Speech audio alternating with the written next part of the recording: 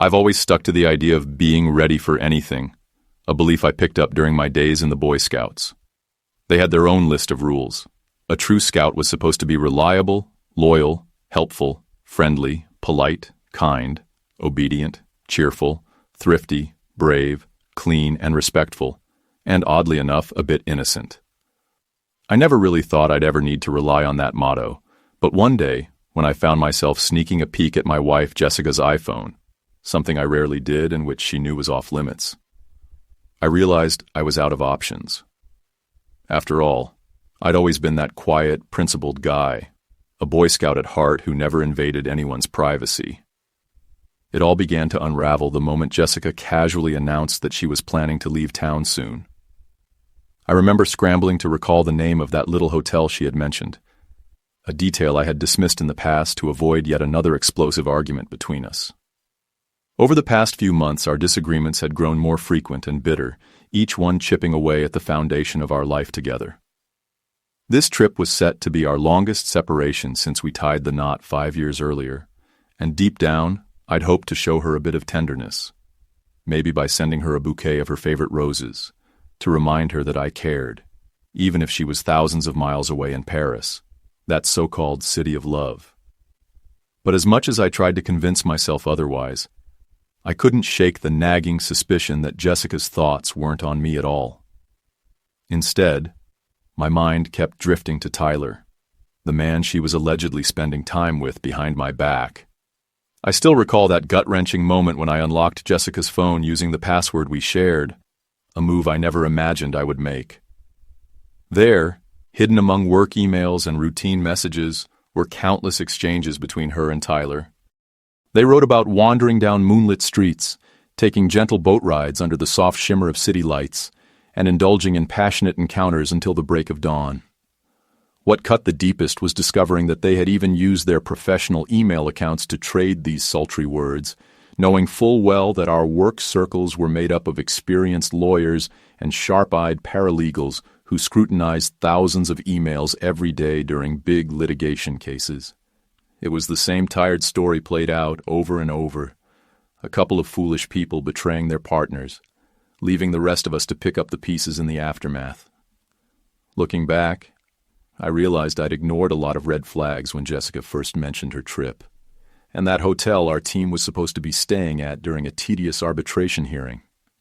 Something just didn't sit right with me, though at the time, I couldn't quite name what it was. My instincts, honed over years of listening to clients stretch the truth and watching lawyers dodge their responsibilities, were screaming that something was amiss.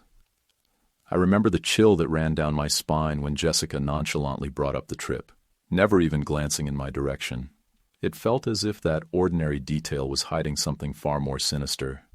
My suspicions were confirmed when I came across an email that struck me like a lightning bolt.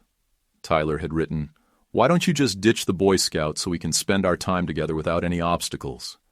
And Jessica, in a tone that was both defensive and cutting, replied, "I feel safe with him," then added, "So why do you always sneak around behind his back and do it so much better?" I was frozen in shock. In that moment, I knew I couldn't let any more evidence slip away. I printed every single email, every exchange, and stashed them safely away, knowing full well that, as a lawyer, my first instinct was always to protect the facts. I also had to make a decision, one that would change everything. I needed time to think things through before anyone got hurt. My training as a lawyer demanded that I use my head, not my fists, even when my heart was pounding with betrayal. With that in mind, I quickly began packing my essentials: bank statements, credit reports, car titles, pay stubs, mortgage papers, and even a copy of Jessica's most recent student loan statement. I could hear her footsteps coming as she returned from her morning run. I stole a glance at her in the kitchen, her shoulder-length chestnut hair pulled back neatly, and her face still holding a kind of unintentional beauty that only deepened the bitterness in my chest. With a voice that betrayed both sorrow and resolve, I said, "I know you're headed to Paris," watching as the color drained from her blue eyes. She stuttered, "Paris, Virginia? What do you mean?"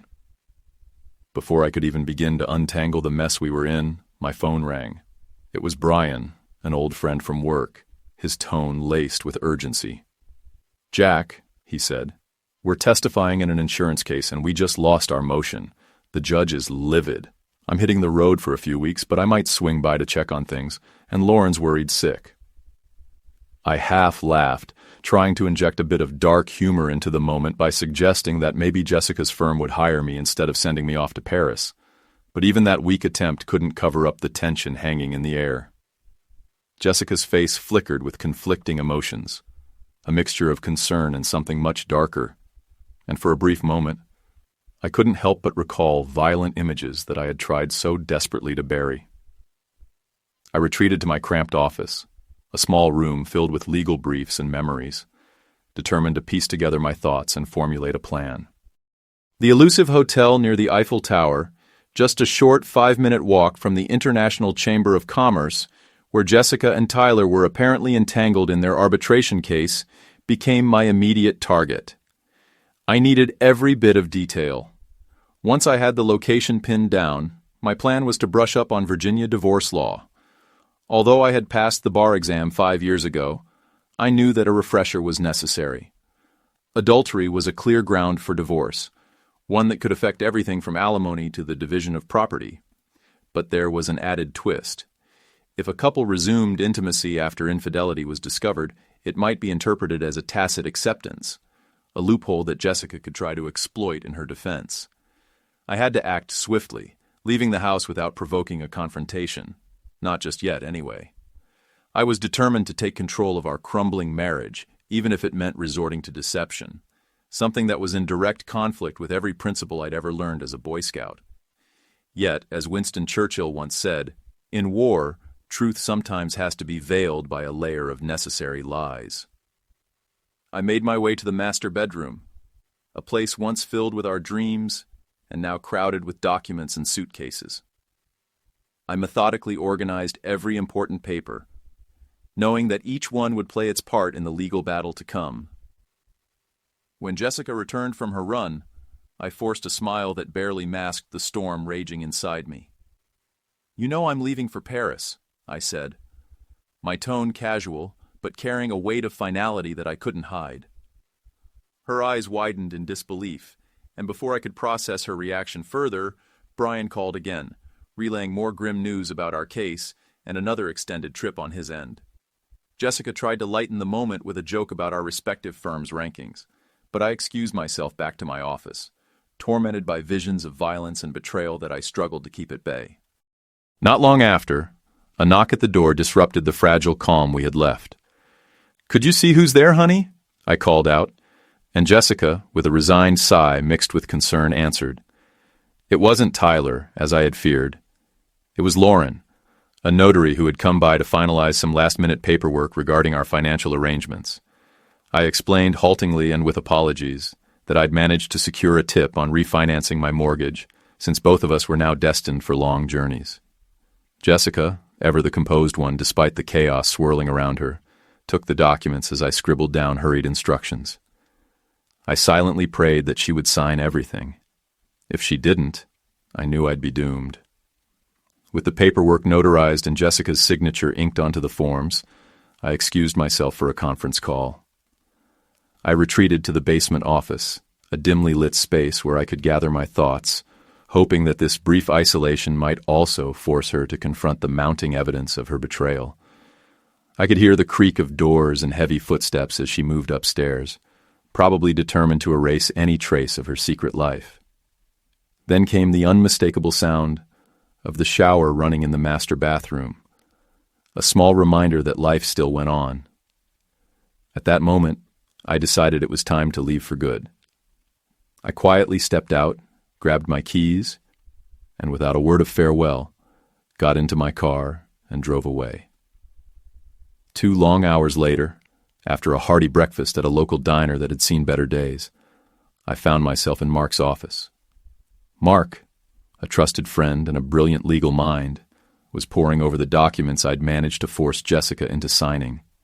A divorce decree that not only handed me complete control over our shared assets, but also included a property settlement that was as damning as it was decisive.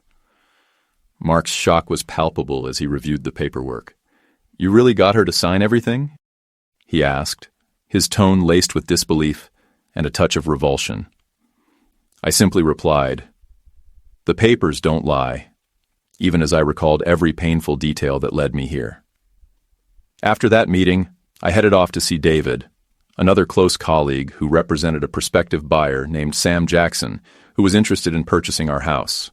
According to David, Sam's offer exceeded our mortgage balance by over $100,000. No real estate agents involved, just a straightforward, if unsavory, deal.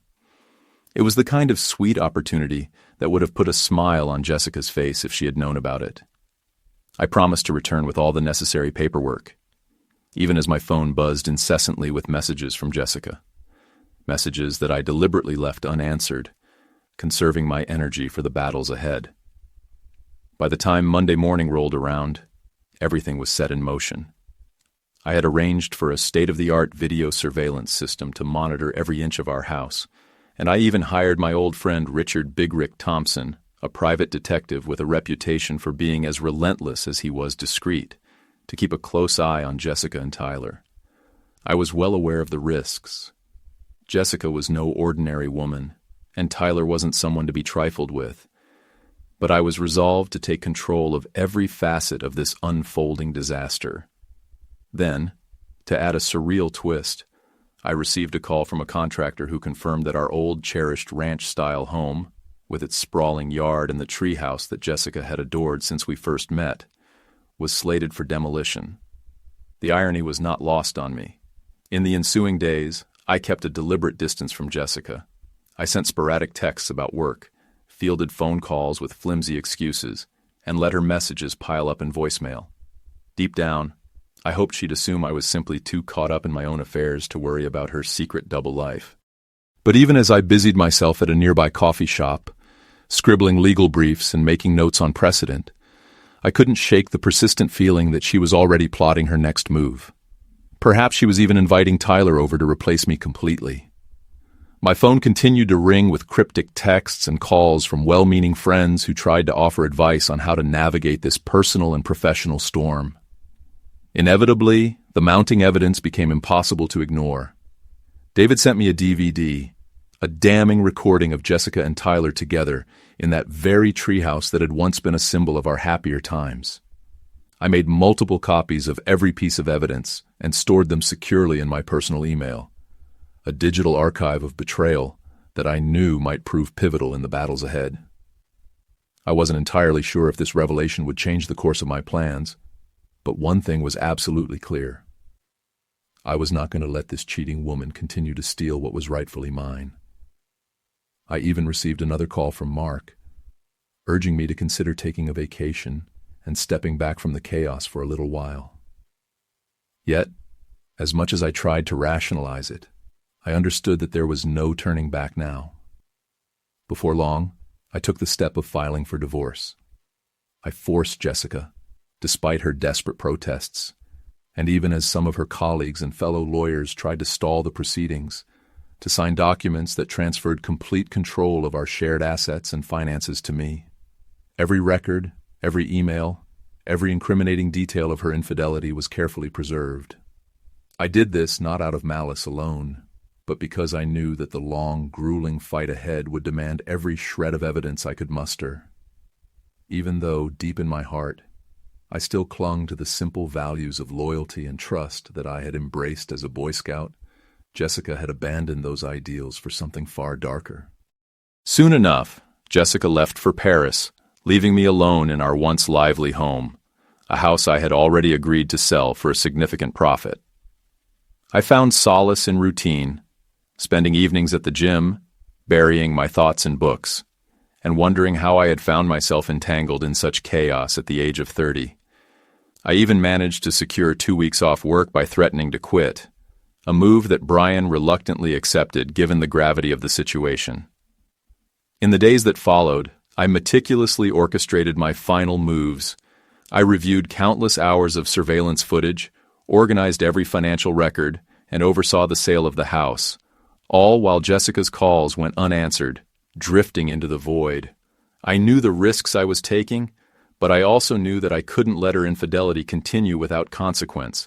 In a final symbolic act, I burned away our wedding photos, the dress from our ceremony, and every memento of our lost past in a blazing fire pit beneath the treehouse, a pyre that marked the end of what we once cherished. Then came the day that Jessica unexpectedly returned. I remember walking into our empty living room, forcing a strained, "Darling, I'm home," only to see shock and panic etched on her face. That morning was a blur of half-spoken words and frantic attempts to hide our true emotions. Before we could even begin to navigate the situation, Lauren, the notary who had helped finalize the divorce documents, arrived, her presence only adding to the complexity of the moment. Jessica's eyes were wide with confusion and fear as she tried desperately to stop me from heading upstairs, where I suspected Tyler was hiding away in the shadows. But by then, nothing could save what we once had. That same evening, I met with Mark, David, and a few old colleagues to finalize the divorce settlement. I had to explain every detail: the affidavit that forced Jessica to admit her betrayal, the property transfer that handed me our shared assets, and even the recorded video of her infidelity that I planned to send to her family. It wasn't an outburst of emotion. Rather, it was a cold, calculated act of retribution for years of misplaced trust and deception. I had even recorded a video of her cheating, a final, brutal blow meant to expose the truth to everyone who had once believed in us. After the ordeal in the courthouse, I decided I needed a break from the relentless chaos. I booked a trip to New York City, reconnecting with old friends and trying to find some semblance of solace amid the devastation. I wandered through museums, savored strong coffee in Little Italy, and even mailed a copy of that incriminating DVD to Jessica's parents. A final act to remind everyone that I was free, that I had reclaimed control of my life. Weeks later, news reached me that shook me to my core. Jessica had suffered a near-fatal incident shortly after returning from Paris. She had been kidnapped, brutally beaten, and left with disfiguring tattoos that would mark her forever.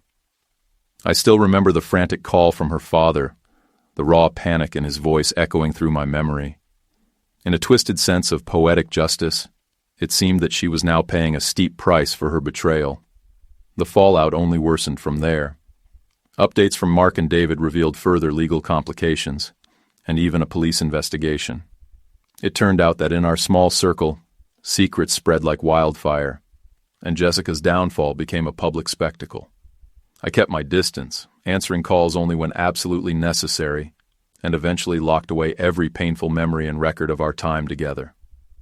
Now, as I sit alone in my new apartment, a modest space far removed from the chaotic life I once shared with Jessica, I find myself reflecting on the journey that brought me here. I once believed in loyalty and honesty, in the simple values of a Boy Scout. But life, with all its brutal twists, taught me that sometimes, to survive in a world where trust can be shattered in an instant, you have to wrap the truth in layers of calculated deception.